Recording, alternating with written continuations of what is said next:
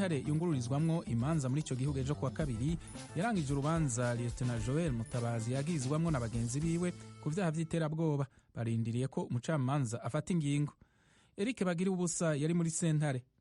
Mu masaha asaga 3 afite ijambo rya nyuma Lieutenant Mutabazi yatinze cyane kuba mushinja muri uru rubanza barimo n'abavandimwe be. Yahereye kuri Demo Binosa Kalisa bakoranaga mu mutwe w'abarinda Perezida w'u Rwanda Paul Kagame, amushinja ko yari yaribye imbunda akiri mu kazi, ari nayo ngo yirashishije muri Uganda ngo akunda abona ibyangombwa by'ubuhunzi. Lieutenant Mutabazi yavuze ko bitashoboka ko imbunda yabura ntihakorwe iperereza, ati keretse imbunda ari igitoyi naho ibindi byose ni amagambo. Mutabazi yasabye urukiko gukora iperereza imbunda bamurega ikazava mu magambo ikagaragara. Avuga kuri murumuna we Jackson Karimbera bareganwaga kugeza ubu bitazwi irengero rye, yavuze ko ari mu bakoreshwaga n'umushinjacyaha. Ati dufunzwe yaranyegereye arambwira turi mukuru wanjye bansabye kugushinja ariko ibyo nzashobora nzagufasha. Ati ndamusubiza nti mwene mama ibyo bagusabye uzabibakorere tutazapfa twese. Ati cyambabaje nuko bamaze kumurekura agahita burirwa irengero. Ku bandi bareganwa bemera icyaha ariko bamushinja barimo Kalisa na Ngabonziza, Mutabazi yagize ati kwemera icyaha ni byiza igihe wagikoze, nanjye mfite umutima nama ariko se ngire nte. Yabwiye umucamanza ati mujya mumbwira ngo nemera ibyaha nkareba kwemera ibyo ntazi bikanshobera. Ati nabansuzuguye igihugu kuko mwamfata nk'umuginga, nakomeza nkihangana no gupfa ngapfa.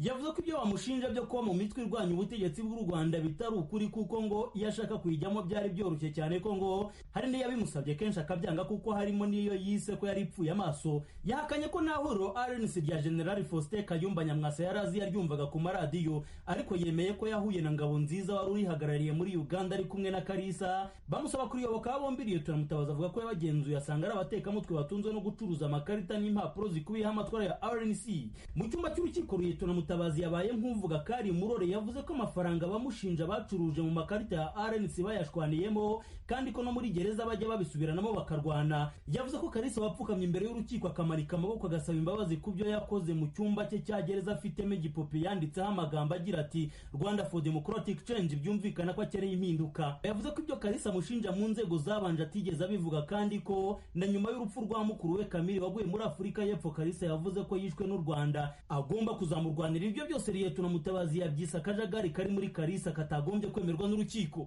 Lieutenant Mutabazi avuga ku mikoranire ya Demobe Kalisa, Ngabonziza n'umushinjacyaha yarakaye cyane maze urukiko rumusaba gutuza. Yakunze kurangwa no gusoma ku mazi no kwihanagura ibyuya. Yavuze ko ku itariki ya 28 z'ukwezi kwa gatanu uyu mwaka umushinjacyaha Kapiteni Faustin Nzakamwita yagiye muri gereza bafungiwe matumiza Kalisa na Ngabonziza abasaba gushinja Mutabazi. Avuga ko bavuye kubonana nawe, Kalisa yamubwiye ko umushinjacyaha yabizeje ko nibamara kumuzirikaho ibyaha bazimurirwa muri gereza ya gisirikare ya Murindi we agasigara i Kanombe yita ko ari mu kuzimu kuko ngo ariwe bashaka gusa. Avuga ko abamushinja bamubwiye ko nibagera ku Murindi bazafungurwa kubw'imbabazi z'umukuru w'igihugu. Imbona nkubonere Lieutenant Mutabazi yashinja umushinjacyaha ko no kuri uyu wa mbere yahamagaye ubagabo babiri imbere y'uko iburanisha ritangira abibutse ibyo bagomba kuvuga. Lieutenant Mutabazi avuga ko yegereye umushinjacyaha mubaza agira atari ko safande turapfa iki. Yibukije urukiko ko ku rwego rwa mbere Ngabonziza umushinja kuba muri RNC yari yaravuze ko yakubiswe kenshi n'inzego z'umutekano ngo azemeze ko aziranye na Mutabazi akabyanga. Mu mvugo yumvisha urukiko ko arengana Lieutenant Mutabazi n'ijwi ryuje uburakari yagize ati mu bintu byatumye mfata imbunda harimo no kurwanya akarengane kandi nzapfira muri uwo murongo. Yasabye urukiko kuzaha agaciro sitati y'ubuhunzi yari yaraherewe muri Uganda mbere yo gushimutwa. Avuga ko afunguwe atakongera guhunga kuko ngo guhunga bitari business. Y'urukiko rwamubajije niba icyo yari yarahunze cyararangiye, yasubije ko utakwirarira ngo amarika amaboko abeshya ko atakongera guhunga kuko ngo hagize icyongera kumuhahamura yahunga nk'umuntu. Yasabye urukiko kuzashyira mu gaciro ibyaha bya Muhammad ukazaca inkoni zambaruka mubabarira bitamuhamara ukamurekura kuko arembye nta kindi yakora. Lieutenant Mutabazi yasoje avuga ko bimwe mu byo yavuze yari yarakomeje kubyihanganira ariko biza kumunanira.